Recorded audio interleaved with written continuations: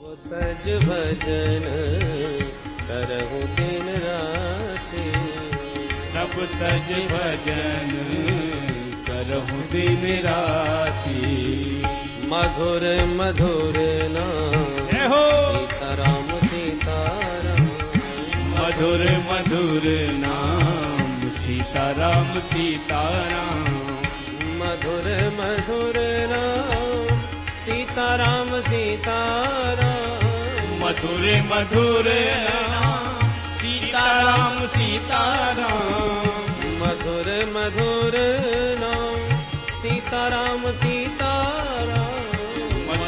मधुर नाम सीताराम सीताराम, मधुर मधुर नाम सीताराम सीताराम।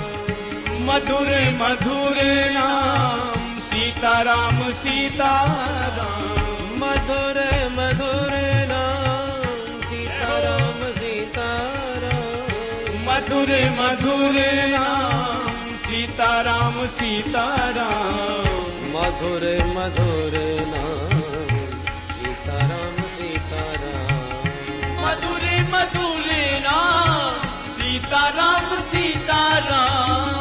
मधुर मधुर नाम सीताराम सीताराम, मधुर मधुर नाम सीताराम सीताराम। सीताराम सीताराम, सीताराम सीताराम। सीताराम सीताराम। सीताराम सीताराम। बोल अयोध्या नाथ की जय। श्री सुखदेव जी कहते हैं, परीक्षित अब हम तुम्हें सूर्य वंश सुनाते हैं, परंतु बहुत विस्तार से सुनाना संभव नहीं, क्योंकि विस्तार पूर्वक सूर्य वंश की चर्चा 100 वर्षों में भी पूरी नहीं हो सकती। न शक्यते विस्तरतुम वक्तुम वर्ष शतैरपि, इसलिए अति संक्षिप्त में आप श्रवण करें। भगवान श्रीमन नारायण प्रभु के नाभि कमल से ब्रह्मा जी का जन्म, ब्रह्मा जी के बेटा मरीचि, मरीचि के बेटा कश्यप, कश्यप जी के बेटा विवस्वान सूर्य, जिनसे चला सूर्य वंश। विवस्वान सूर्य के पुत्र श्राद्ध देव मनु, जिनकी श्रद्धा नामक पत्नी, पर संतान कोई नहीं। पुत्रेष्टि यज्ञ करवाया श्री वशिष्ठ जी ने, रानी जी की इच्छानुसार बिटिया का जन्म हो गया। राजा बोले महाराज मुझे तो बेटा चाहिए, तो फिर वशिष्ठ जी ने उस बिटिया को ही बेटा बना दिया। बाद में मनु महाराज के फिर 10 बेटा हुए, इक्ष्वाकु नृग सरियाति दृष्टि प्रसन्न नभग कवि। इन 10 पुत्रों से ही सूर्यवंश का विस्तार हुआ। सरियाति नामक जो पुत्र था, उसकी बेटी एक सुकन्या हुई। उस सुकन्या ने धोखे से च्यवन मुनि के नेत्र फोड़ दिए अनजाने में, तो च्यवन मुनि के साथ ही उसका विवाह हुआ। बाद में च्यवन मुनि ने अश्विनी कुमारों के प्रभाव से, अनुग्रह से नव यौवन प्राप्त कर लिया था। इन्हीं सरियाती जी के वंश में महाराज रेवत हुए। इनके 100 पुत्रों में सबसे बड़ा था ककुदमी, उसकी बेटी थी रेवती, जिन रेवती जी का विवाह बलराम जी के साथ संपन्न हुआ। सुखदेव जी कहते हैं, परीक्षित अब मनु महाराज के जो दूसरे बेटा थे नभग, उनके बेटा हुए नाभाग, और नाभाग के बेटा हुए परम भागवत श्री अम्बरीश जी महाराज। अम्बरीश महाराज परम वैष्णव, भगवान के अनन्य भक्त, सप्तद्वीप वसुंधरा के अधिपति होकर के भी अष्टयाम सेवा करते हैं प्रभु की। सबई मनः कृष्ण पदारविंदयोर बचांसि वैकुंठ गुणानुवर्णने, करौ हरेर मंदिर मार्जनादिषु श्रुतिम चकाराच्युत सत्कथोदय। अम्बरीश महाराज कान से सदा भगवान की कथा सुनना, वाणी से गोविंद के सतत गुणानुवाद गाते रहना, और तो और करौ हरेर मंदिर मार्जनादिषु, सम्राट होकर के भी ठाकुर जी के मंदिर की झाड़ू पोंछा की सेवा भी स्वयं अपने हाथों से करते। किसी दास दासी का कोई सहयोग नहीं ठाकुर सेवा में। ऐसी अद्भुत सेवा। अरे और तो और गेहूं भी अपने हाथ से पीसते हैं जिससे ठाकुर जी का प्रसाद तैयार करना है। न जाने कोई कैसे बीनेगा कैसे पीसेगा, अपने हाथ से चाकी चलाते। एक बार तो चाकी चलाते पसीना आ रहा था, अचानक दिव्य सुगंध और दिव्य शीतल मंद सुगंध हवा आई। पीछे मुड़ के देखा तो स्वयं ठाकुर जी अपने पीतांबर से हवा कर रहे। जो अम्बरीश महाराज ने देखा चरणों में लिपट गए, जय हो प्रभु, ये क्या लीला कर रहे हैं आप? हम आपके दासानुदास, हम किंकरों की आप इस प्रकार से सेवा करेंगे? भगवान बोले, भैया तू इतना बड़ा सम्राट होकर के मेरे लिए चाकी चला सकता है तो क्या मैं तेरी हवा भी नहीं कर सकता? ऐसे भगवान भक्त वत्सल। भगवान बोले, अम्बरीश आज से ये सुदर्शन मेरा नहीं तेरा है, क्योंकि तू तो सतत मेरे भजन में भक्ति में संलग्न है। कहीं तेरे ऊपर कोई आपत्ति विपत्ति ना आवे, इसके लिए मेरा सुदर्शन सदा तुम्हारे साथ है। भगवान देखो, भक्त जब अपना सर्वस्व आत्मनिवेदन प्रभु से कर देता है तो उसकी सारी जिम्मेवारी फिर भगवान अपने हाथ में ले लेते हैं। योगक्षेमम वहाम्यहम, ये प्रभु की प्रतिज्ञा है। पर एक बार अम्बरीश महाराज ने एकादशी का व्रत किया, बिल्कुल निर्जला, पानी तक नहीं पिया। व्रत तो सफल हुआ, पर द्वादशी में जब व्रत का पारण करने लगे तो उसी क्षण महात्मा दुर्वासा मुनि आ गए। आइए महाराज प्रसाद पाइए। दुर्वासा जी बोले, अवश्य पाएंगे, पर इस समय संध्या वंदन करने जा रहे हैं, लौट करके फिर पाते हैं। क्यों कह के चले गए। अब अम्बरीश महाराज दुविधा में पड़ गए, क्योंकि तिथि क्षय है, तिथि निकल रही है। ब्राह्मणों से पूछा क्या करें महाराज? ब्राह्मणों ने कहा, भगवान का चरणामृत पी लो, व्रत भी खुल जाएगा और ब्राह्मण का सम्मान भी रह जाएगा। तो भगवान का चरणामृत पी कर व्रत खोल लिया। और दुर्वासा जी को पता चला तो एकदम लाल पीले हो गए। यो माम अतिथि मायातम आतिथ्ये न निमंत्र च अदत्वा भुक्तवांस्तस्य सद्यस्य दर्शये फलम। मेरे जैसे अतिथि ब्राह्मण को निमंत्रित करके पहले ही तू पारण करके बैठ गया, अभी इसका फल चखाता हूं। क्रोध में भरे दुर्वासा जी ने जटा उखाड़ के पटक दी, जिससे भयंकर कृत्या पैदा हो गई। विकराल मुंह फाड़ के राजा को खा जाने दौड़ी। राजा तो हाथ जोड़ करके खड़े हो गए, पर सुदर्शन चक्र सावधान, तुरंत कृत्या को भस्म कर दिया और दुर्वासा मुनि के पीछे पड़ गए। जो भगवान का अमोघ अस्त्र देखा, दुर्वासा जी को भागते गैल नहीं मिले। अब आगे दुर्वासा, पीछे सुदर्शन। दौड़े दौड़े ब्रह्मा जी की शरण में, प्रभो रक्षा करो। किससे? बोले सुदर्शन चक्र से। सुदर्शन का नाम सुनते ही ब्रह्मा जी घबरा गए, जल्दी भाग यहां से, भगा दिया। भगवान शंभु की शरण में, भोलेनाथ रक्षा करो। किससे? बोले सुदर्शन चक्र से। भोलेनाथ ने कहा, तमेव शरणम याही, अरे जिसका सुदर्शन है उसी की शरण में जा। तब आकर के भगवान नारायण के चरणों में गिरे दुर्वासा जी। हे प्रभु, ये सुदर्शन अमोघ आपका ही अस्त्र है और आप अनन्य ब्राह्मण भक्त हैं, ब्राह्मण्य हैं। मुझ ब्राह्मण की आप ही रक्षा करो, अपने सुदर्शन से ही रक्षा की गुहार कर रहा हूं। भगवान बोले, मुझे भी स्वतंत्र न समझिए, मैं भी पराधीन हूं। होश उड़ गए दुर्वासा जी के। आज नारायण कह रहे हैं कि मैं पराधीन हूं, आपके ऊपर किसका शासन चलता है प्रभु? तो भगवान अपना पारतंत्र स्वीकार करके कहते हैं। रामायण में तो नारद जी ने खूब आरोप लगाया, परम स्वतंत्र न सिर पर कोई, और भगवान भागवत में अपना पारतंत्र स्वीकार करते, नहीं नहीं हम स्वतंत्र नहीं है। अहम भक्त पराधीन यस्वतंत्र इव द्विज साधुभिर्ग्रस्त हृदयो भक्तैर्भक्त जन प्रिय। दुर्वासा जी, बहुत द्विज, मैं अपने अम्बरीश जैसे भक्तों के सर्वथा अधीन रहता हूं। किस प्रकार? बोले, बसी कुर्वन्ति माम भक्त्या सत्प्रियः सत्पतिं यथा। जैसे एक परम पतिव्रता स्त्री पतिपरायणा होकर के अपने सेवा के बल पर पति को अपने अधीन कर लेती है, ऐसे ही इन भक्तों ने मेरे परायण होकर मुझे अपने बस में कर दिया। जो अपना सर्वस्व त्याग करके मेरी शरण में आ गए, उन भक्तों को मैं कैसे त्याग सकता हूं? हित्वा माम शरणम याता कथम तांस त्यक्तुम उत्सहे। ये भक्त सदा मुझे अपने हृदय में बांध करके रखते हैं, तो मैं भी इन भक्तों को अपने हृदय में रखता हूं। ये भक्त मेरे अतिरिक्त किसी को नहीं जानते, तो आज मैं भी कहता हूं दुर्वासा जी, मैं भी इन भक्तों के अलावा किसी को नहीं जानता। साधवो हृदयम मह्यम साधूनाम हृदयम तो हम मदन्यत्ते न जानंती नाहम तेभ्यो मनागति।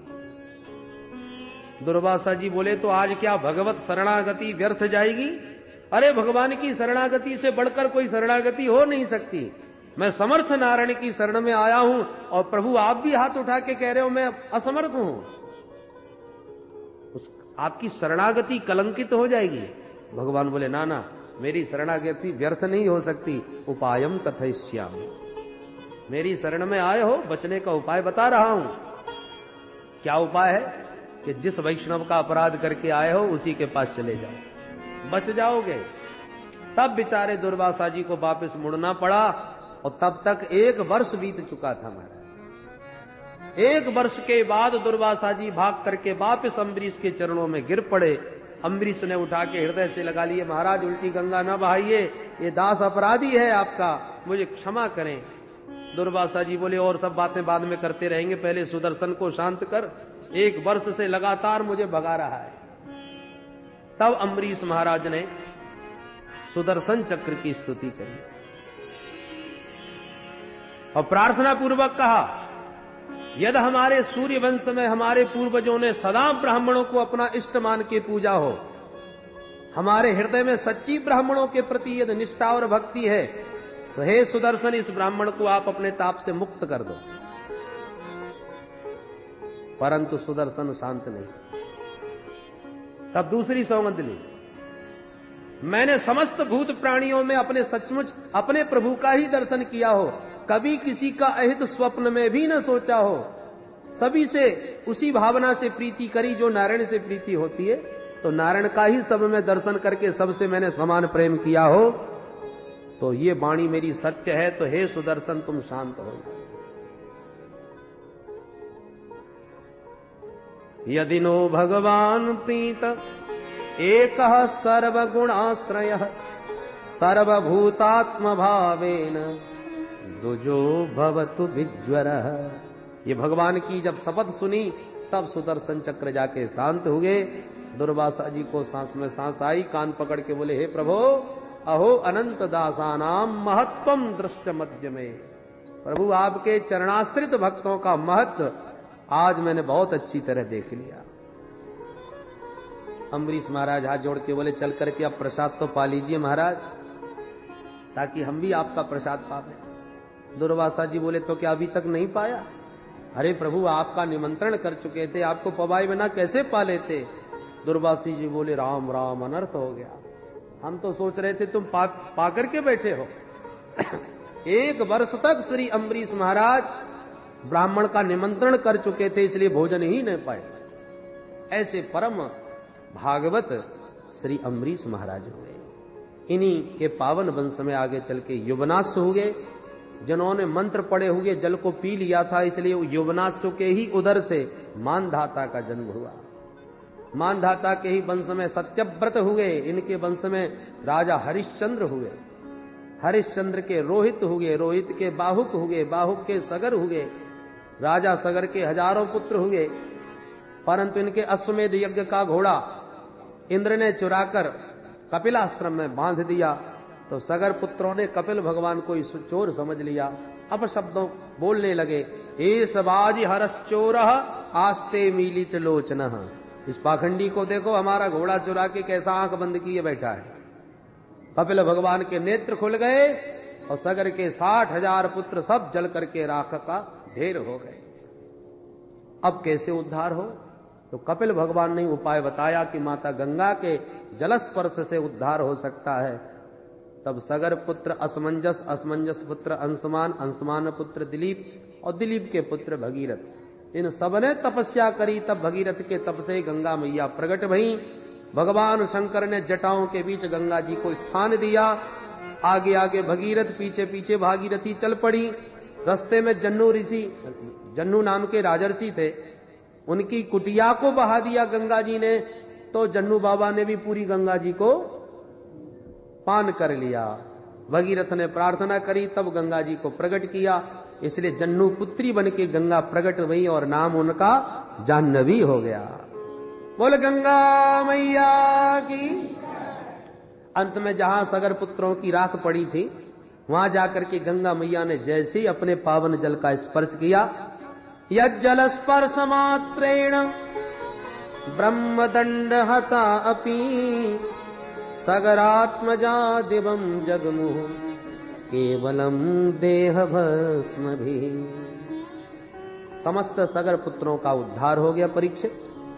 इन्हीं भगीरथ के वंश में राजा ऋतुपर्ण हो गए, ऋतुपर्ण के सौदास, सौदास के अस्मक, अस्मक के नारी कवच, नारी कवच के खट्टवांग, खट्टवांग के दिलीप, दिलीप के रघु, जिनके नाम से रघुवंश चला। रघु महाराज के बेटा अज, अज के बेटा दशरथ, और दशरथ जी के घर में श्री राम, लक्ष्मण, भरत और शत्रुघ्न लाल जी का प्रादुर्भाव हुआ। बोल राघवेंद्र सरकार की जय। और श्री सुखदेव जी महाराज ने एक श्लोक में ही पूरी राम कथा सुना दी। गुरुवर थे त्यक्त राज्यो व्यचर धनुवनम पद्म पदव्याम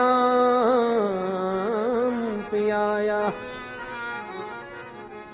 पाणि स्पर्शा क्षमाभ्याम म्रजत पथरुजो यो हरीन्द्रानुजाभ्याम वैरूप्या सुरपणख्या प्रिय विरहरुषा रोपित ब्रू विजृंभ प्रस्ताब्धिर्बद्ध सेतु हल दब दहन कौशलेन्द्रो बतान।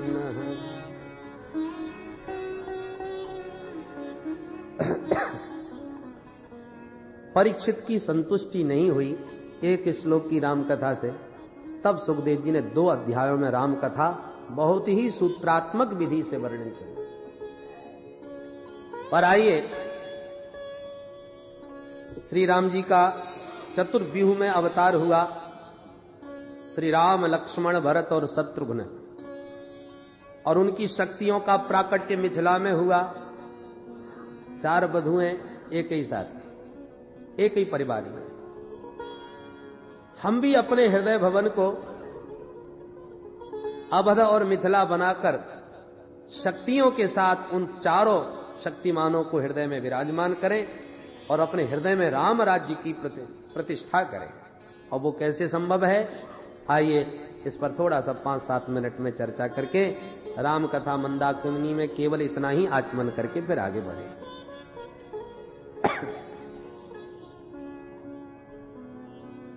चारों भैयाओं में नीचे से ऊपर की तरफ हम चढ़ेंगे। श्री राम तत्व को पाने के लिए पहले हमें सबसे छोटे अनुज श्री शत्रुघ्न लाल जी का आश्रय लेना पड़ेगा। और शत्रुघ्न का मतलब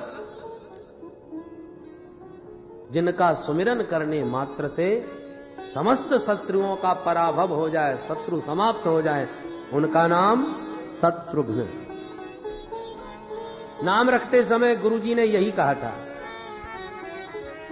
जाके सुमिरन तेरे पुनासा, जाके सुमिरन तेरे पुनासा, जाके सुमिरन तेरे पुनासा, जाके सुमिरन तेरे पुनासा। नाम शत्रुघ्न वेद प्रकाशा, नाम शत्रुघ्न वेद प्रकाशा, जाके सुमिरन तेरे पुनासा, जाके सुमिरन तेरे पुनासा। जिनका सुमिरन करने मात्र से शत्रुओं का नाश हो जाए वो शत्रुघ्न। पर बिना शक्ति के शक्तिमान काम नहीं करते। तो शत्रुघ्न लाल जी की शक्ति का नाम क्या है? श्रुत कीर्ति। श्रुत कीर्ति का मतलब भगवान की मंगलमयी कीर्ति को इन कर्णपुटों से श्रवण करो। भगवान की महिमा कीर्ति जो शास्त्रों में भरी पड़ी है, श्रवण मंगलम, जो सुनते ही जीवन का मंगल कर देती है, ऐसी वह कीर्ति कथा को जब कर्णपुटों से हम श्रवण करेंगे तो श्रुत कीर्ति का आश्रय लेते ही शत्रुघ्न, वही कीर्ति जब हमारे हृदय में पहुंचेगी भगवान की, तो हृदय में जो छुपे बैठे हुए शत्रु हैं, काम क्रोध लोभ मोह मद मात्सर्य, उन समस्त हृदयस्थ शत्रुओं का विनाश होता चला जाएगा। और ये साधक की पहली सीढ़ी है। सबसे प्रथम भगति संतन कर संगा, दूसरी रति मम कथा प्रसंगा।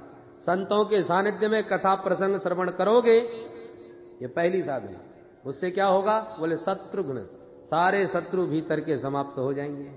ये बाहर के शत्रुओं से भी भयानक होते हैं। अब जब देखो भाई, मकान में कब्जा कब होता है? जब वो खाली हो। तो ठाकुर जी हमारे हृदय भवन पर कब्जा कब करेंगे? जब उन्हें खाली नजर आवे। जब देखते हैं कि काम क्रोध लोभ मोह मद मात्सर्य ईर्षा द्वेष छल कपट, तो भगवान देखते ही समझ जाते हैं हाउसफुल, यहां हमारे लिए कोई जगह नहीं। इसलिए सबसे पहले जो कब्जा किए बैठे हैं, मकान किसी का था, मालिक कोई था और कब्जा कोई किए बैठा है, तो श्रुत कीर्ति का आश्रय लेते ही शत्रुघ्न लाल जी भीतर के सारे शत्रुओं को समाप्त कर देंगे। भवन खाली हो गया। तब अब दूसरी सीढ़ी पर चले तो शत्रुघ्न लाल जी से बड़े भैया कौन? श्री लक्ष्मण। लक्ष्मण का मतलब जिसके जीवन का एक ही लक्ष्य हो, वो लक्ष्मण। और लक्ष्मण जी का लक्ष्य क्या है? उन्हें राम जी के अतिरिक्त किसी से कोई मतलब ही नहीं। शास्त्र कहते हैं मातृदेवो भव, पितृदेवो भव, आचार्य देवो भव, और यही शिक्षा राम जी ने भी लक्ष्मण जी को दी। भैया लक्ष्मण, भरत शत्रुघ्न मामा जी के यहां गए हैं और माता पिता की हमको बन जाने की आज्ञा मिल चुकी है। अब सारी अयोध्या का दायित्व तुम्हारे कंधे पर है। इसलिए लक्ष्मण भैया अब यहीं रह करके अयोध्या में माता पिता की सेवा करो। पर क्या लक्ष्मण जी मान गए? लक्ष्मण जी ने तो सीधा जवाब दिया, गुरु पितु मातु न जानऊ कहु स्वभाव नाथ पतिया। गुरु पितु मातु न जानऊ कहु स्वभाव नाथ पतिया। मुझे किसी से कोई मतलब नहीं। देखिए तीनों का नाम ले दिया, मातृदेवो भव, पितृदेवो भव, आचार्य देवो भव। और लक्ष्मण जी कह रहे गुरु पितु मात न जानो काऊ, मुझे किसी से कोई मतलब नहीं। राम जी बोले ये तुम बोल रहे हो? रामो विग्रहवान धर्म, साक्षात धर्म के विग्रह श्री राम जी के अनुज बोल रहे हैं। ये रामानुजाचार्य जी महाराज बोल रहे हैं। अरे भाई, जब माता पिता गुरुजनों को ही नहीं मानते तो फिर संसार में मानते कैसे हो तुम? लक्ष्मण जी बोले मैंने तो जीवन में एक को ही माना है, मोरे सबई एक तुम स्वामी। मोरे सबई एक तुम स्वामी। मोरे सबई एक तुम स्वामी। दीन बंधु और अंतरयामी। मोरे सबई एक तुम स्वामी। दीन बंधुर अंतरयामी। संसार के जितने नाते हैं उन समस्त नातों को मैंने सिर्फ आप में देखा है। माता रामो मत पिता रामचंद्र, स्वामी रामो मत सखा रामचंद्र।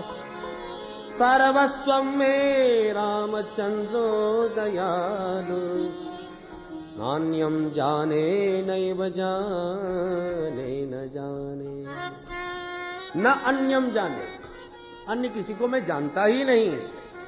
भगवान बोले तुम सही कह रहे हो, क्योंकि रोज मेरे को सभी लोग प्रणाम करते समय यही कहते हैं त्वमेव माता च पिता त्वमेव, और वो केवल कहते ही कहते हैं, तुम कहां से कह रहे हो? लक्ष्मण जी बोले हे दीन बंधु, क्या तुमसे कोई झूठ भी कह सकता है? और मैं झूठ कह रहा हूं केवल वाणी से कह रहा हूं या हृदय से कह रहा हूं, ये मुझसे ज्यादा आप समझ सकते हो। भगवान बोले मैं कैसे समझूं? बोले दीन बंधु उरु अंतर्यामी, आप तो सबके अंतर्यामी हो, भीतर ही छुपे बैठे हो, आप ही भीतर से जरा झांक के देखिए मैं कहां से कह रहा हूं। और लक्ष्मण जी के इस हृदय की भावना को जब भगवान जान गए, प्रसन्न होकर के बोले अच्छा तो कोई बात नहीं, माता जी से आज्ञा लो, चलो हमारे साथ।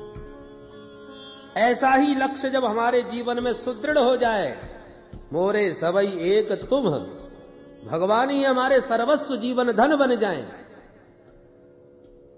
तो समझ लो हमारे हृदय भवन में लखन लाल जी प्रकट हो गए, हमारा भी लक्ष्य एक हो गया। और तब क्या होगा?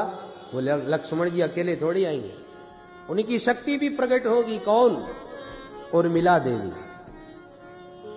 मतलब जब लक्ष्य लक्ष्मण जी की तरह सुदृढ़ और सुनिश्चित एक हो जाएगा, तो हमारे हृदय में प्रभु से मिलने की उत्कट उत्कंठा का उदय होना प्रारंभ हो जाएगा। यही समझ लो उर्मिला प्रकट हो गई। उर्मे प्रभु से मिलने की उत्कंठा का उदय होना ही उर्मिला शक्ति की जागृति है। प्रभु कहां मिलेंगे, कैसे मिलेंगे, कब मिलेंगे, निरंतर उत्कंठा बढ़ती चली जावे, तो समझ लो लक्ष्य सुदृढ़ है और हमारी उत्कंठा बढ़ रही है। और लक्ष्मण और उर्मिला का जोड़ा जहां प्रकट हुआ हृदय भवन में, तब हम तीसरी सीढ़ी पर पहुंचते हैं। 2 सीढ़ी पार कर ली। और तीसरे भाई कौन से हैं? भरत। भरत का मतलब भर देने वाला। तो ये काय से भरेंगे? भाई जिसके पास जो वस्तु है वही वस्तु तो देगा। और भरत जी कौन है? साक्षात श्री रामभद्र के प्रेम विग्रह है। इनके भीतर श्री रामभद्र का प्रेम इतना लवालब भरा है कि इनका ध्यान करते ही जो इनका सुमिरन करता है उसके हृदय को भी राम के प्रेम से परिपूर्ण कर देते हैं, भर देते हैं। हमारा हृदय तो अभी विषय रस से भरा है, अब राम रस से कैसे भरे? खारा पानी लोटे में भरा है तो पहले फेंकना पड़ेगा, तब गंगा जल उसमें भरा जाएगा। और भरत जी ये दोनों काम कर देते हैं। विषय रस जो जीव का भरा है उसे निकाल के बाहर करते हैं और उसके भीतर राम रस भर देते हैं। यही भरने का काम भरत जी करते हैं। गोस्वामी जी ने संकेत दिया, भारत चरित करनेम तुलसी जे सादर सुनही। नियम पूर्वक भरत जी का चरित्र सुनो, उससे फायदा क्या होगा? भरत जी का चरित्र सुनो, उससे फायदा क्या होगा? सिय राम पद प्रेम अवश्य होए भवरस बिरती। दोनों काम हो गए। अवश्य होए, ये शब्द बीच में रखा। क्या होगा अवश्य? बोले भव रस विरति अवश्य होए और सिय राम पद प्रेम अवश्य होए। जो भवरस भरा है वो भवरस से वैराग्य हो जाएगा, निकल जाएगा, और राम रस से हमारा हृदय लवालब भर जाएगा। और ये दोनों काम श्री भरत जी के सुमिरन से हो जाता है। अब हमारा हृदय राम जी के प्रेम से परिपूर्ण हो गया, इसकी पहचान क्या है? कैसे पता चले? बोले जब भरत जी की शक्ति साथ में प्रकट हो। कौन सी? बोले मांडवी। मांडवी का मतलब, बोले हम राम प्रेम से भर गए हैं, इसकी पहचान यही है कि ब्रह्मांड के चराचर प्राणियों के प्रति हमारे हृदय में ऐसा दुलार, ऐसा प्रेम जागे जैसा मां का पुत्र के प्रति होता है। तो मां का पुत्र जैसा प्रेम समस्त जीव मात्र में हमारे भीतर जागृत होने लग जावे, समझ लो मांडवी शक्ति जागृत हो गई। हृदय जब राम प्रेम से परिपूर्ण हो जाएगा तो समस्त जीवों में प्रेम स्वतः प्रकट होने लग जाएगा। अब ये 3 सोपान जब पार करोगे तब रामलला हमारे हृदय में रमण करने के लिए प्रकट होंगे। रमुक क्रीडायाम धातु से राम शब्द बनता है, मतलब जो रमण करे, विहार करे, वो श्री राम। जो योगियों के हृदय में रमण करें, या योगी जिस तत्व में रमण करें वो श्री राम। हमारे हृदय में इस प्रकार से जब ये 3 सोपान हम पार कर लेंगे तो राम जी भी हृदय भवन में अवधपुरी बना के प्रकट हो जाएंगे। और राम जी कौन है? राम जी का स्वरूप क्या है? जो आनंद सिंधु सुख राशि, जो आनंद सिंधु सुख राशि, करते त्रयलोक सुपासी, करते त्रयलोक सुपासी, तो सुख धाम राम स्नान,